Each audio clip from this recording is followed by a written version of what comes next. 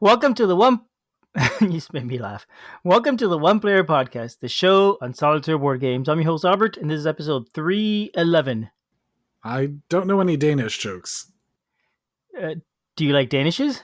Oh, that's a good point. You might think that we're talking about like a baking game or a chocolatier game based on what it is they're talking about. We are in fact not talking about either of those things. We're talking about Skoventyr. Which is way more nefarious than any of that stuff. I mean, yeah, there are goodies there. There's desserts for animals. And you're fighting the devil. I mean, that's pretty extreme. But Skoventyr, today's game. It's a game designed by Morten Monrad Pederson, a friend of the show who has been on a few times before, like 3 or 4 times now. Mm-hmm. And this is a game he designed. He is part of, I think, half of Automa Factory, which makes many of the solo variants and stuff for a lot of Stonemaier games and Stonemaier games and a lot of other stuff. Yes, it is a solo publishing house or design house or something I could say. I'd say. And so Morten, and also a member of the One Player Guild, in good standing, Morten designed this great game called Skoventyr, in which you're going around the forest trying to escape the devil, as one does. Do we just want to call him Gamle Erik? Gamle Erik, yes. That's how instead of saying the devil? Yes, but it is the same thing, technically. It's the name on the card, and the character's name is Gamle Erik. Gamle Erik. Erik, technically. Erik, yes. And he is the devil, apparently, in Danish folklore. Yeah, reading some of these names made me feel real sympathy for people who try and read some of the Hebrew words that I put in things. Yeah, some of I got a lot of pronunciation wrong. We're so jumping around and not really on point today, and then maybe that's okay because we're just dove right into this game. But let's talk about this game like we normally talk about a game, Julius. Would you like to give a summary? Sure. In this game, you are running away from the devil. You are the the spirit of the forests, and your job is to defeat the devil or hide from the devil long enough for the devil to be defeated by your allies as you are running around. There are going to be trees that are in a little circle, and you're going to be playing cards from your hand to recruit allies, and you're going to be using those allies to defeat the evil minions of the devil. If you defeat all of his 6 minions, then I suppose he has to slink away, not being able to do anything all by himself. So, yeah, it is a hand management card game, primarily, where you are using the different cards for their different effects or to play them on the table, and you keep doing so until either you are defeated or Gamle Erik is himself defeated. Mm-hmm. Yeah, so that's basically the game there. Well done, Julius. Thank you, Albert. Then we'll jump into components. So this game comes in a small, sturdy box. It's published by Impatience. So my first guess was, it's going to be about the same size as, say, Oniverse or any of the Oniverse games. It is not. It's about but the it is same small. size. It's similar-ish. It's not square. But it's a small cardboard box with a fair number of components, right? Cards. Yes, and the box size has been relegated to the same spot in my collection as the Oniverse games because it's about that size. It is, yes, same here. It's near my Oniverse games. But so what you get in the box, when you open up the box, you're going to see the rulebook. It's a small rulebook. You're going to see 8 large tarot-sized cards of trees. They're double-sided cards. The front is nice, healthy trees. The back is withered and burning trees. You're going to have a bunch of other normal-sized cards, playing cards.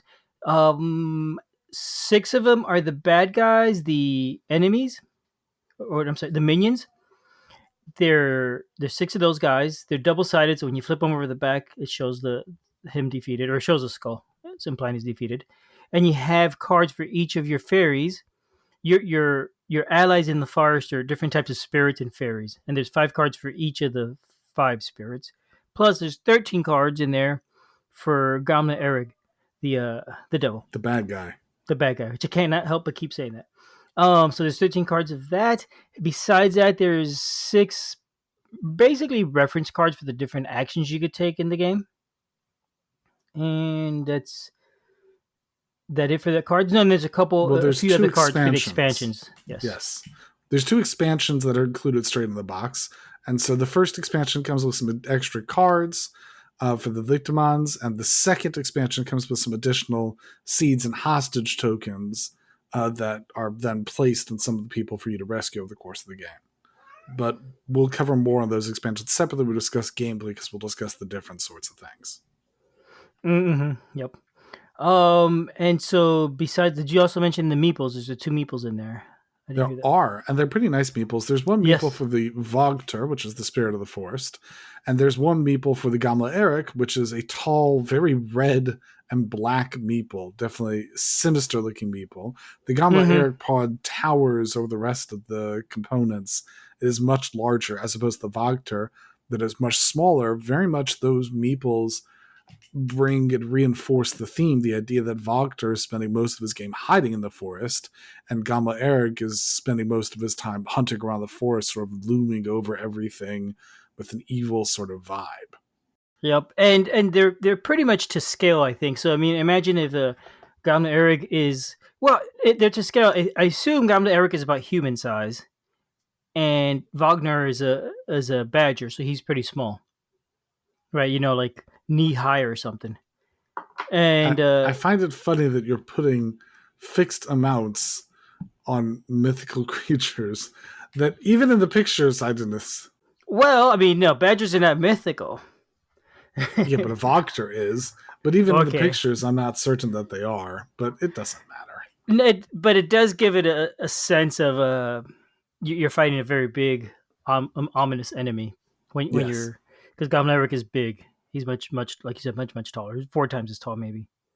I have a couple notes about the components. So, first note that I wanted to comment, there are these tree cards that over the course of the game, you're going to be setting up a circle of tree cards. Primarily at the beginning of the game, they're all going to be starting flipped on their healthy side. And then over the course of the game, you're often going to be flipping them over to the withered side. And then if you need to flip over a card and there's one that's withered, so then you just discard it. And that shrinks the circle of the forest that you and Gamla Eric are going to be able to spin around on to be able to do it. Those cards are big. They're larger than tarot. They're strange card size, but they're larger cards. They stand out from the other ones, but on the other hand, they're quite blank. Mm-hmm. They did not need to be cards. They didn't need to be this big, and I'm personally torn about whether or not I like them being cards. I like that they're Mm-hmm. bigger. I've said a lot of times that different component types should have different sizes or something more distinct about them. With cards, I'm often much more lenient, but usually that's just based on card back. Here, these cards are very distinct and very different because they are not really cards. They're actually more of a game board developed out of cards. So I appreciate that they're very different. I kind of wish they had been, chipboard or cardboard Mm-hmm. tokens as opposed to actual trees, just to give them a little bit more heft and demand for them. But on the other hand, the cards fit very nicely to place allies on as you're running around the board, because one of the ways you defeat the adversaries, the minions, is by placing allies in enough trees to be able to ambush and surprise them. So you have to place your minions out of the trees. So by having them be bigger than the ally cards, they fit nicely on it. So I find myself going back and forward between those two. Mm-hmm. Yeah, I guess I agree with you. The fact that they're big, they end up taking up a fair bit of table space since you put them in a big circle. And I don't actually put the allies on top of them. I put them above them.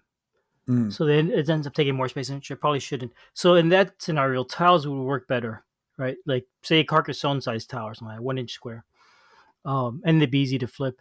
But the fact that they're trees and they're supposed to be big and whatnot, adds to the thematicness of it, I guess. But they are what they are. They work. They work. I'm not saying they don't work, but it was definitely a thought I was having as I was playing the game was, why are they like the way they are? Yeah, they are pretty big. Considering they are just art on them.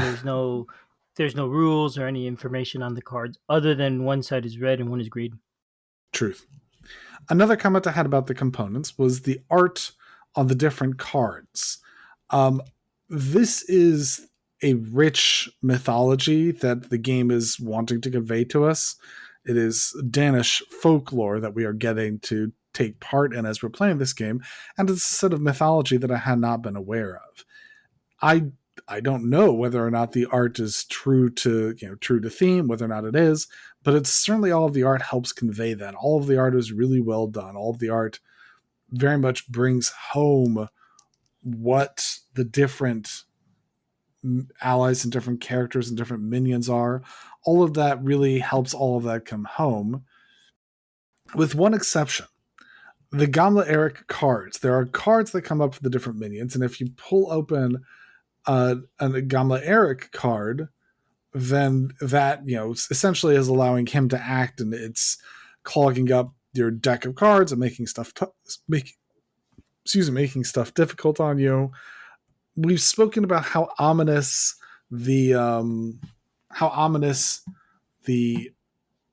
meeple for Gamle Erik is, but the cards don't bear quite that level of scariness to them.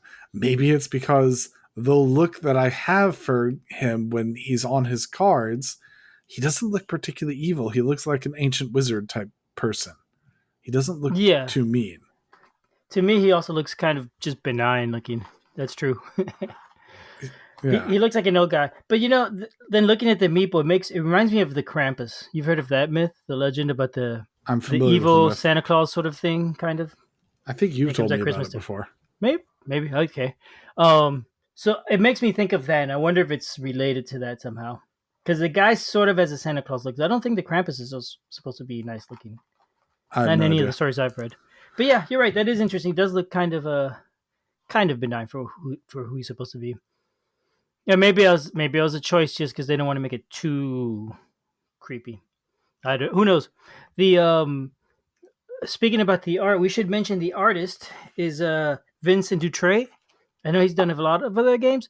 I recently just got another game designed. Well, not des- the expansion. The solo expansion was designed by Morten with the art by him, and it is a two-player game. So the game is called Smitten, and it was published by Stonemaier Games to celebrate, I think, their 10th anniversary. It's an 18-card micro game that you could get from them. And like I said, it's a two-player game where you're both trying to lay out 18 cards in two 3x3 grids without talking. And then there's a solo version that's basically the same rules. When they were designed by Morten, same artist. So that's pretty neat. Look for that Mm-hmm. also. That's just a little sidebar. I really like the art on that one too.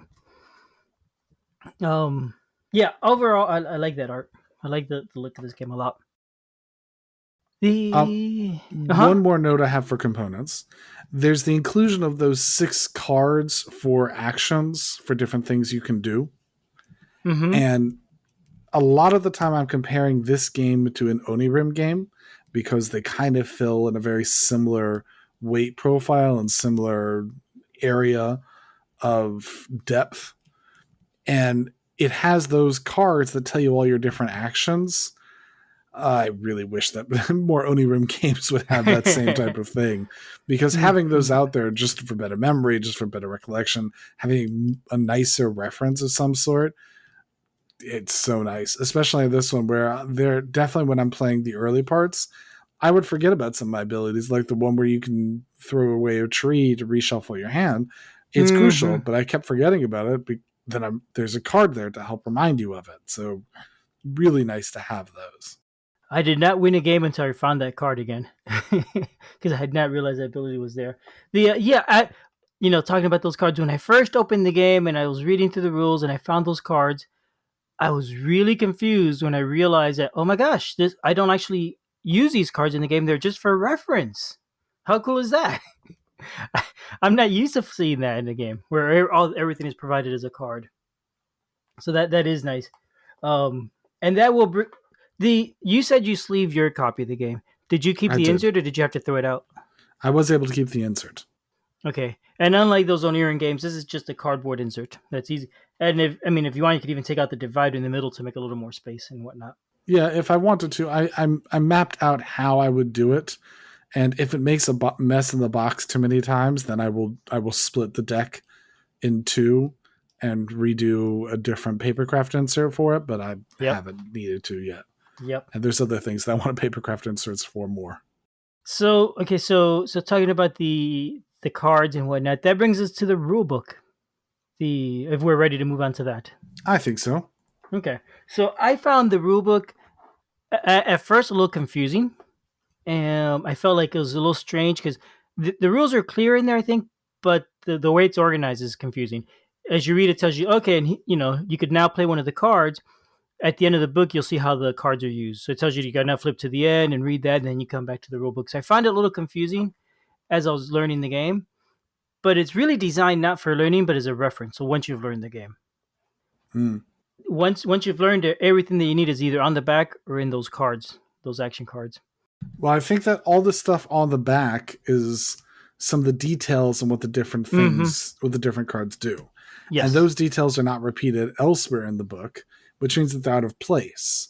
But they are there. That has the, let me say that again.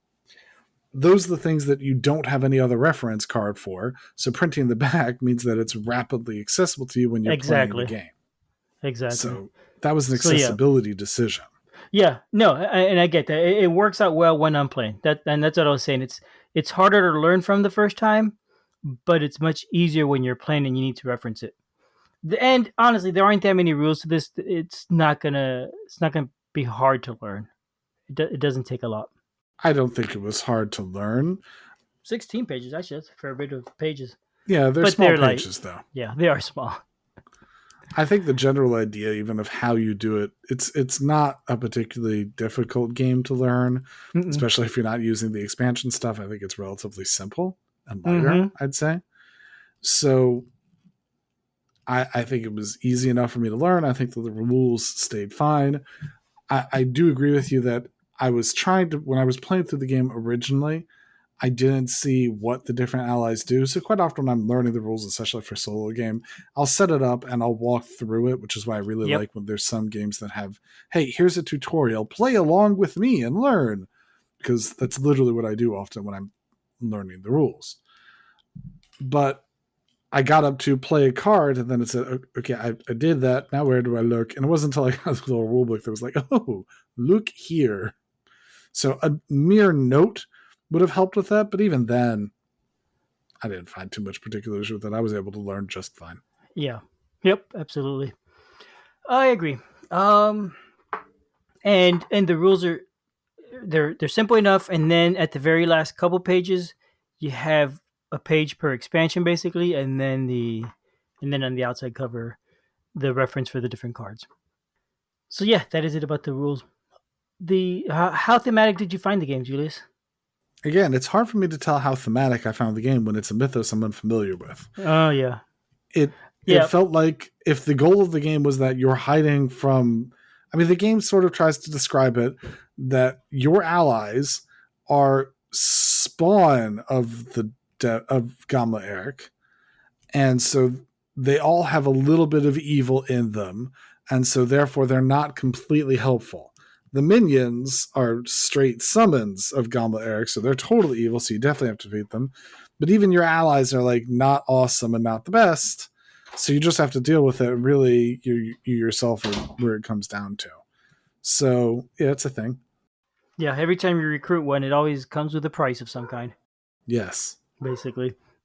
So I thought if you read all of the story, I think that the story makes sense. Even not reading the story, you get the sense of your little guy hiding from a big ominous big dude. Yes. And the fact that story can come out so well just from the components and the actions that you're doing, even without developing the rest of the story, is a credit to the implementation of the design to tell that story well. Yep. All right, let's excuse me, I'm sleepy. Let's move on to the gameplay.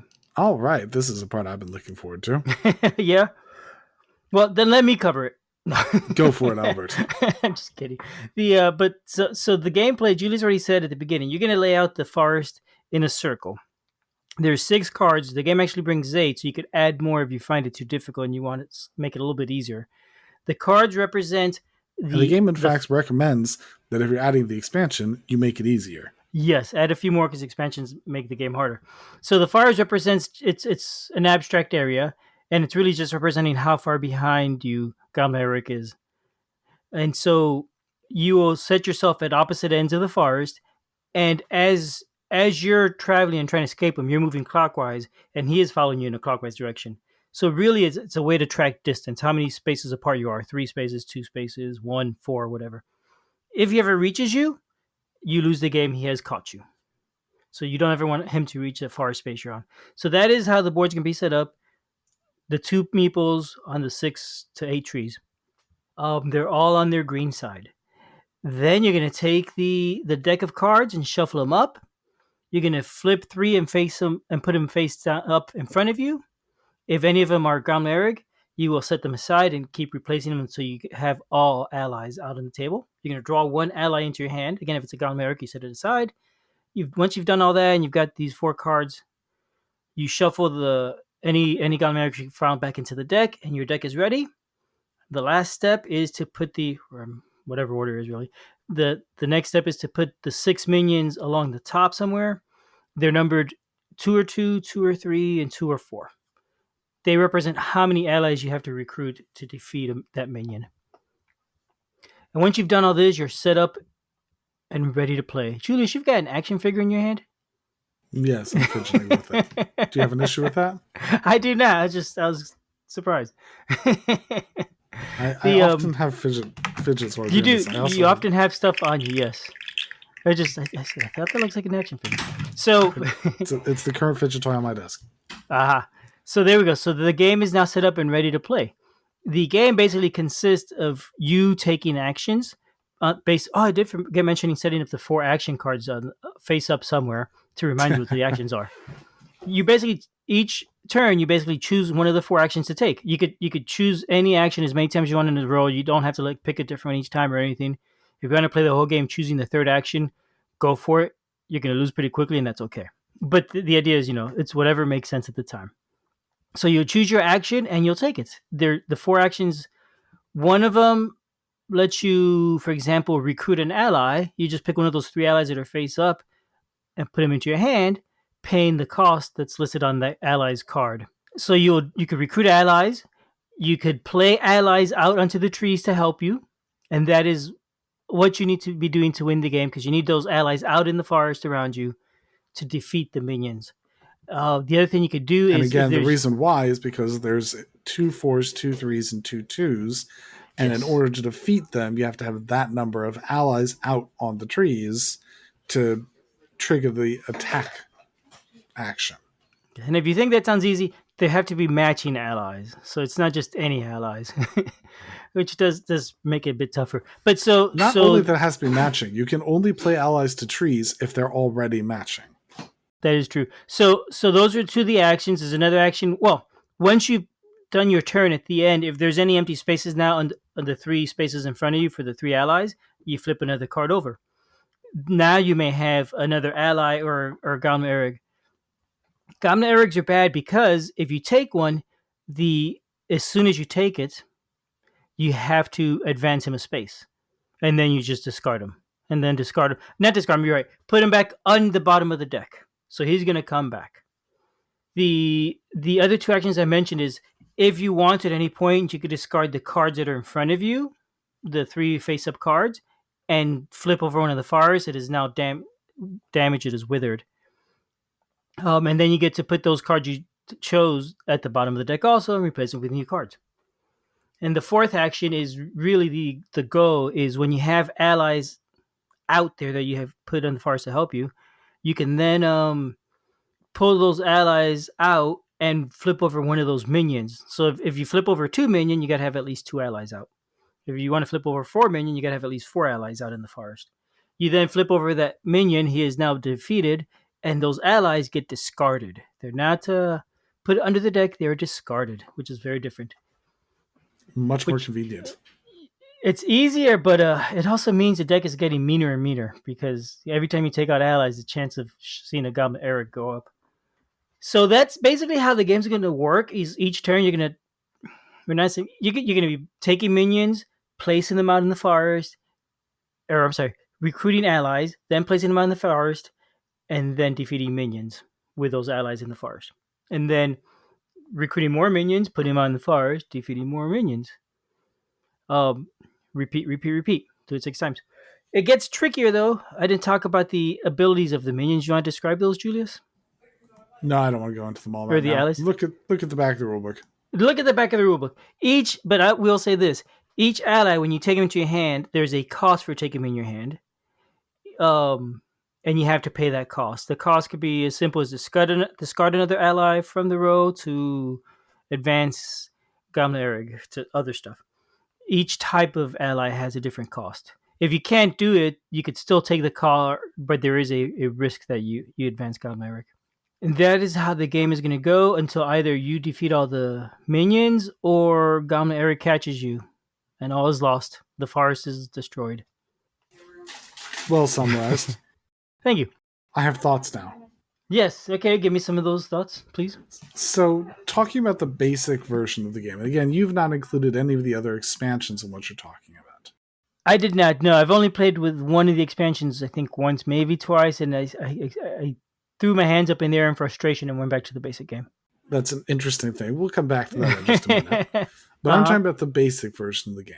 So, when you're playing the basic version of the game, quite often you'll be able to see a number of different allies. In fact, some of the allies are really good at getting more allies. Like the Elefolk, for example, are very good at storing some for later, trying to fix your late game.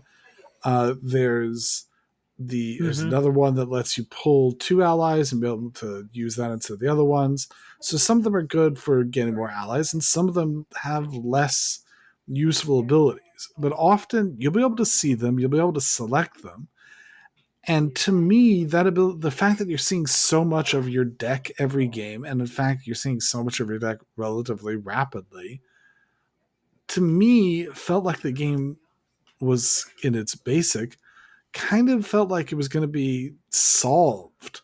That there was going to be, discussions like, this ally you definitely want to use for this purpose, and you want to, if you be able to start out with a bunch of the Nisei, so then you're able to have a much more secured win.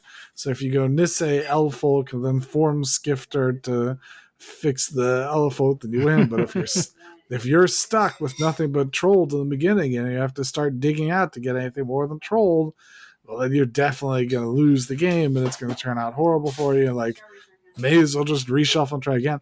It starts to feel to me a lot more solved, because even if I'm doing like, this seems like the strategy. This seems like every time I'm going to want to do it in a very similar fashion. I'm going to want to have this thing first. And if I don't, it felt a lot tougher. That's interesting. I haven't noticed it, but I'm also playing really poorly still in this game. I've played 6 games and only won once. Really? Yeah, all the allies, I do think they are all useful. It depending on the current situation of the game too, right? Like, but useful for what purpose? Well, the Elefolk are nice to stack the deck, right? They're handy there. The Trolls are good if Gamle Erik is catching up to me, I could send him back instead. Because I didn't mention it, but one of the things you could do with one of the allies is you could discard him for a special ability, right? Instead of playing him to the forest. So if I discard the Trolls, they set Gamle Erik back and give me some more time to pull out better cards from the deck. Yeah, so I think the Trolled is good because there's the Form Skifter. When you get them, when you get him, he moves Gamle Erik closer, and then the Trolled you can discard to move him back farther. So like you grab a bunch of Form Skifters to fix whether you're working on Elefolk or Nisei, and have them out. The Form Skifter can be used to break the rule that they all have to match. The Form Skifter can sort of match anything else that's already out. So you grab the Form Skifter so that you can match it to some Elefolk or something else, and then use the Troll to counteract that. And like there was a plan where I came up to after playing it 6 times or something like that, where I'm like, okay, I've just run the same plan that I had last time, and I did the same thing, and I was like, I want to do this plan, and there's not enough forcing me to do a different plan. Even if there's different cards up right now, I don't think that they're working for me to be able to do anything, so I need to dig for my plan. And so it started to feel like I wanted my plan, I wanted to keep doing that plan. That's interesting. Okay. And do you always win when you get that plan, or only if that plan works out in the right order? The plan has enough variables in it in the basic version Mm-hmm. that it was easier to succeed with it. So Okay. yes, if I have the plan and I have the cards I want, then yes, I'm able to win because you're able to move, scooch on by Gamle Erik, being able to know when you want to, when at what point in time you want to do a risk draw based upon how much is in there and where you think stuff is. Okay. And like there's the having that plan, be able to execute that plan, to me felt powerful enough that I didn't want to really change it. Okay. So the rule book says that the basic game, once you've learned it, you should probably be winning 3 out of every 4 games, Yeah. 75% of the time. So okay. So maybe the base game is really intended for learning. So that's kind of what I'm saying. The base Yeah. game to me felt very similar to many other games in the Oniverse universe, that when you learn how to play the base game, it's really base. It's really generic, and the game feels too easy and too basic without adding in some of the extra stuff. Okay. Well, I am definitely still at the base game level. I have not found a strategy that works consistently. I did finally win my 6th game, so that is something. But at this rate, I need to like win another 30 games in a row before I get to that, I mean, 75% win rate. and I'm not tracking it. It's just a matter of how it feels. Yeah, no, I understand. Okay, so that's interesting. So that's your thoughts on the base game. I haven't seen that. I've enjoyed it. I think it works well for learning. So once you've learned it and you're ready to sort of move on and add some more stuff, you got the 2 expansions. Not quite only verse level, where a lot of games have more than 2. Anywhere between 4 and 10 Mm-hmm. expansions or whatever.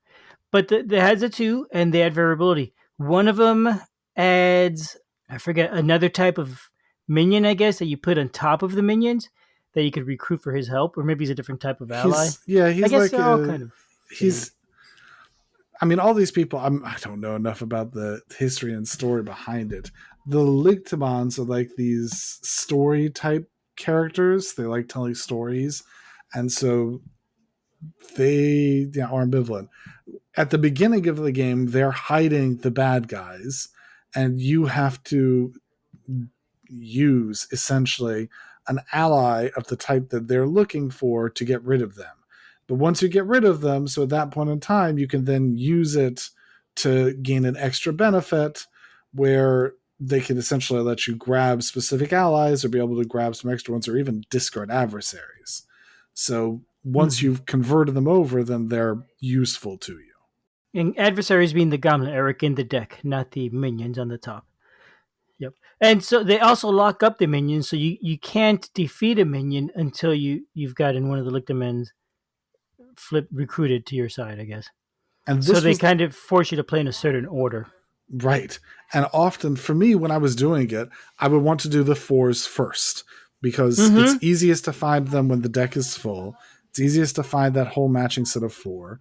But then if one of them pops up on the 4s, that is one of the ones you want to be able to use or one of the ones in your hand, and you don't have it, you either have to wait you either have to waste time going and digging out the ones that you need, or just change the plan and focus even on a 2 because that's what you've got in your deck. And so this question of like how the plan that I referenced before was to essentially use 2 of the whichever Oh, don't one spoil comes it for up me. with Don't tell fixing me. it. Don't tell Okay, me. Don't fine. tell I won't go me. through the No specifics of spoilers. it.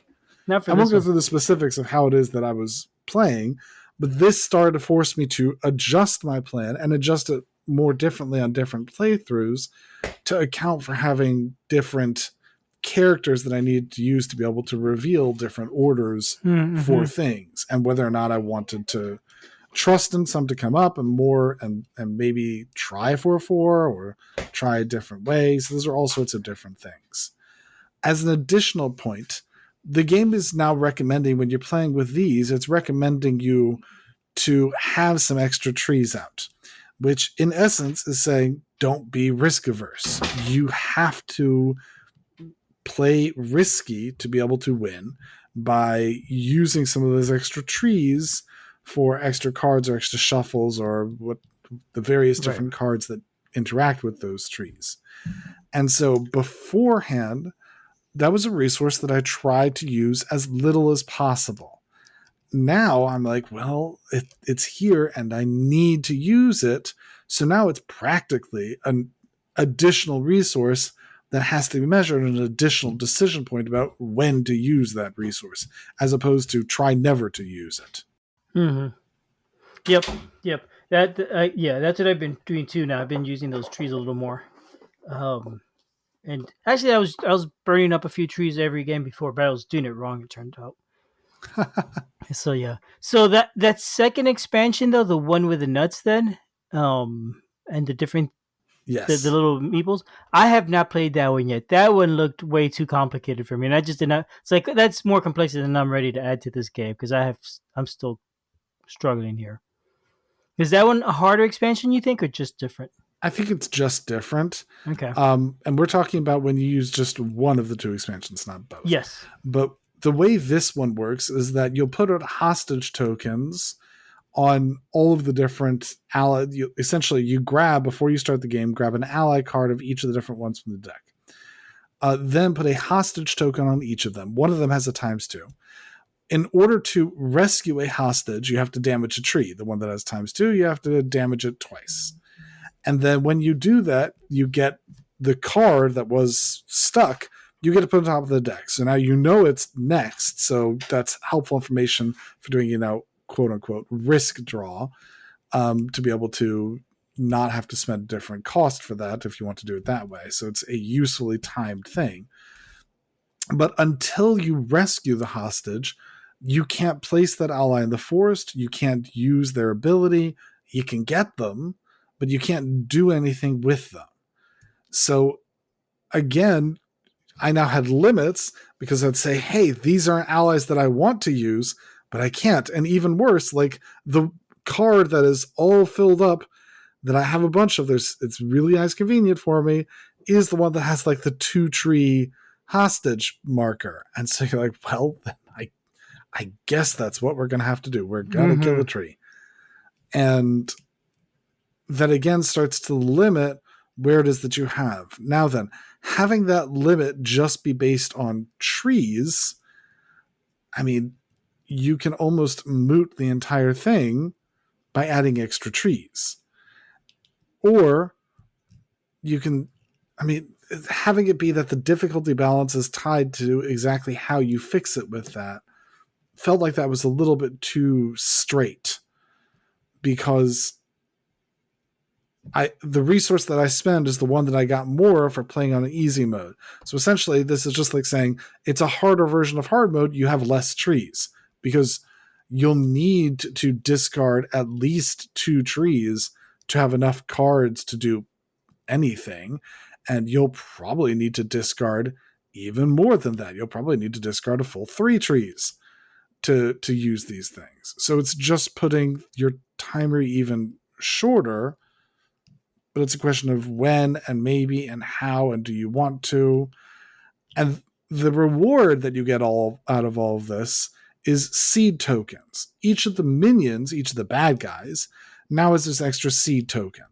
When you defeat a minion, you get a seed token. If you get 2 matching ones, you get a discarded tree back.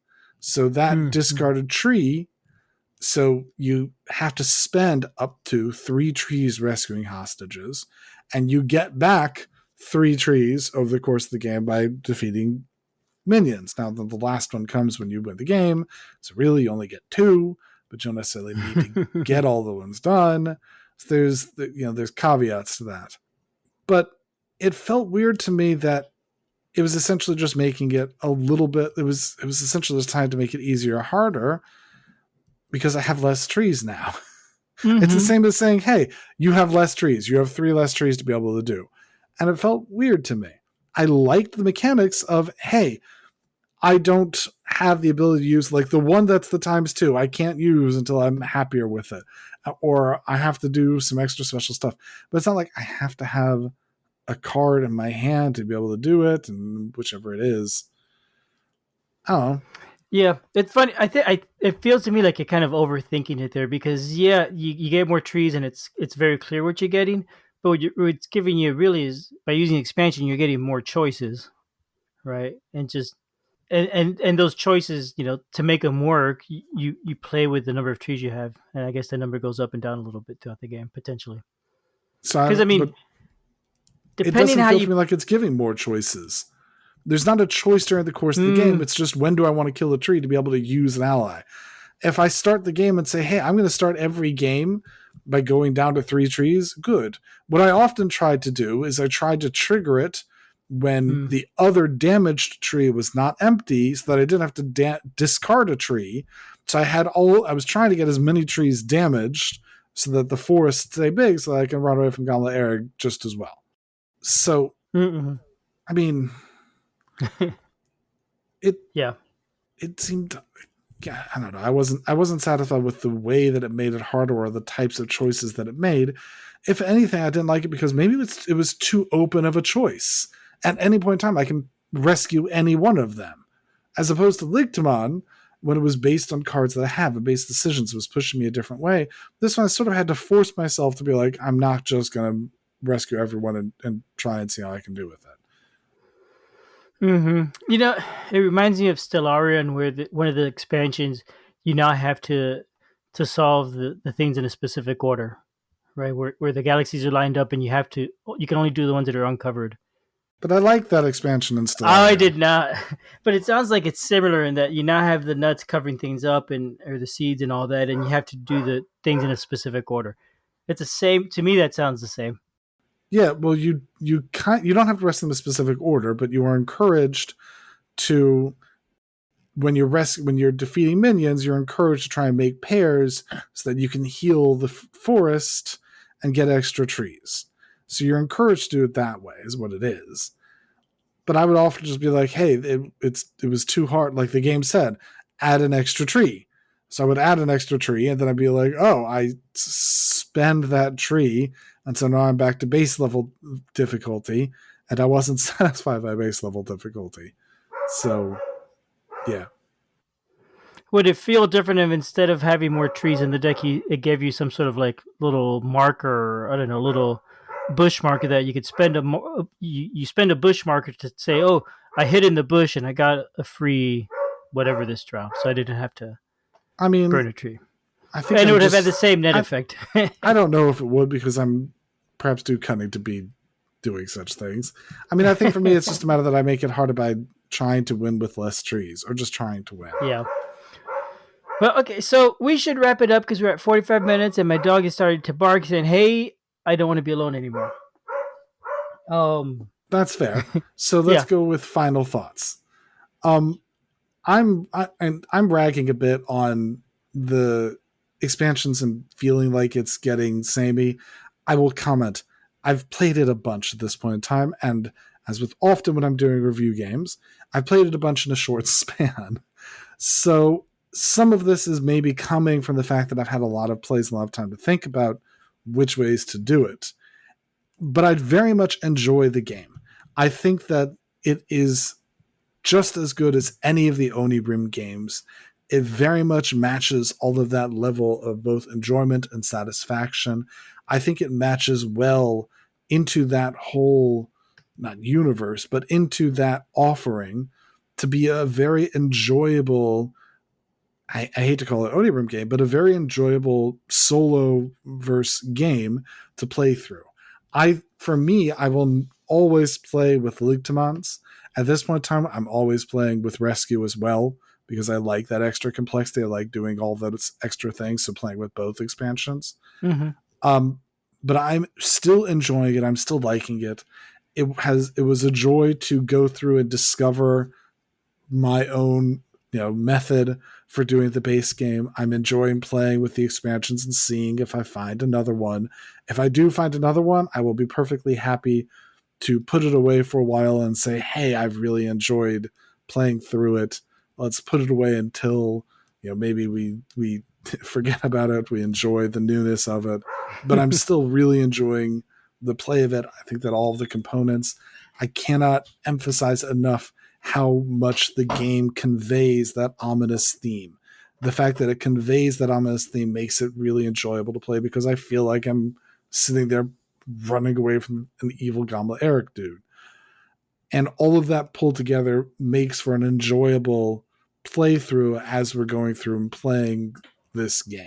So I give it a high recommendation. I very much have enjoyed it. If you're a fan of any of the Oniverse games or any of that level of complexity for solitaire, I would highly recommend this one for entering your library. Mm-hmm. Yep. I agree. I think it's a great game. We've compared it a lot to the Oniverse games. That's probably not by accident. It's also, we didn't really say, but it's published by Impatience Game, right? The publisher that does all the Oniverse games. I really thought I said that. Did you? Maybe we did say, and I'm just repeating it myself. But it's worth repeating. It was designed by Morten.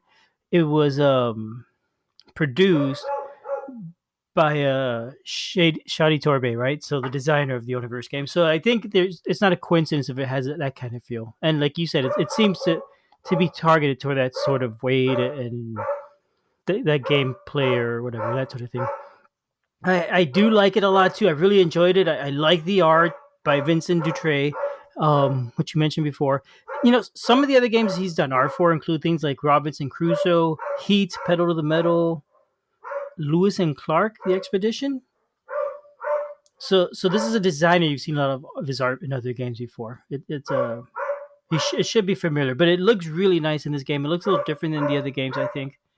It just makes playing the game fun. I like the art. I wish there were more types of enemies in the deck, not just Gamle Erik. Some characters that would do other stuff. So I look forward to the next expansion or the first expansion. So yeah, there we got this game. It's a quick game, by the way. It probably plays in about 20 minutes, maybe 30. But it's pretty quick. And I really like, I didn't mention it, there aren't a lot of choices when you're playing. It's always just a few choices, but they always feel meaningful. It always feels like, at least to me, it hasn't felt like there's always an obvious choice. It's always like I've got a few different options what to go with. And let me think about it a little bit and make one. So I found it very satisfying. So there we go. That is Skoventyr. Yeah, I'm confident I messed up all of the words pronunciation.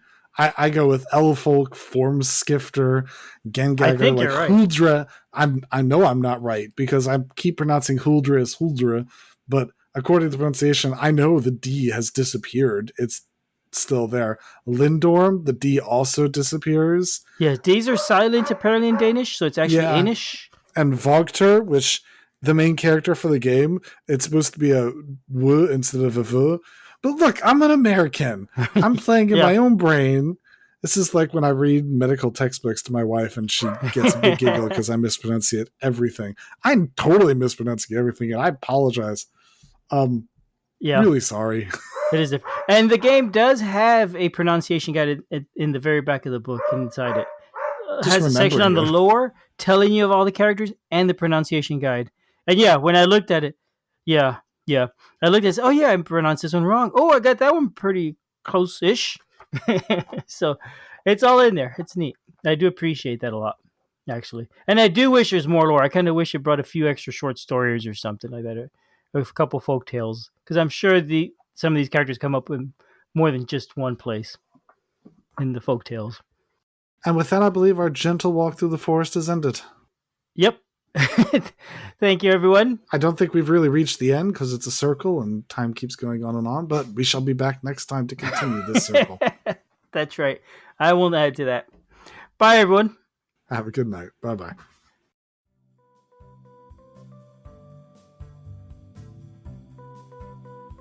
Thanks for listening. We love feedback, so we love hearing from you. You can reach me at julius@oneplayerpodcast.com or JLBird on BGG, and Albert can be reached at albert@oneplayerpodcast.com or Fractalune on BGG.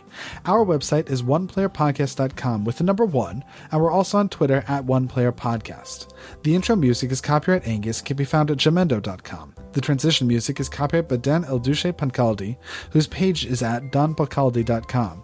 The One Player Podcast is protected under a Creative Commons share-alike license. Thanks for listening.